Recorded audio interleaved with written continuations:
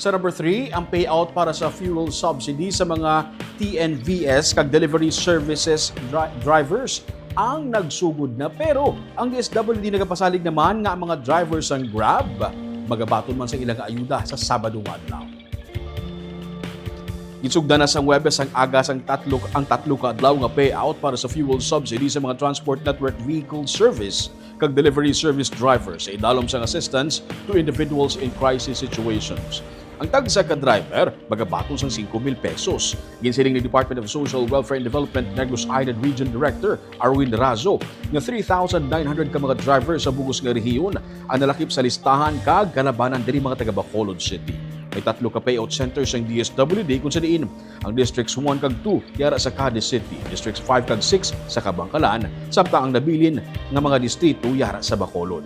Samtang nagapasadig man ng DSWD nga ila ginalagas nga sa Sabado nga adlaw ma-release naman ang ngalan sa mga drivers nga wala malakip sa una nga listahan.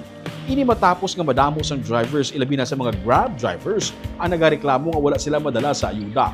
Ginklaro ni Razo nga sa Region 6 natag ang Grab rason nga wala makasulod sa system sa DSWD NIR ang mga ngalan sa mga drivers sini.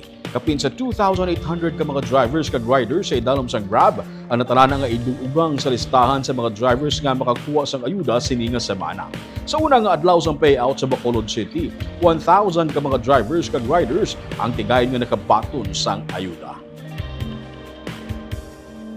For Negros Island region, we have a target of 3,900.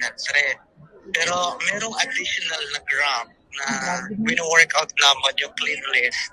That's another more than 2,000, 2,800. So, yung 3,900 started today. Hopefully, mahiyabol namin yung Grab by Saturday. Yung requirement niya para the riders or mga drivers na eligible ay makuha na nila. So, that's within the duration of Thursday, Friday, Saturday.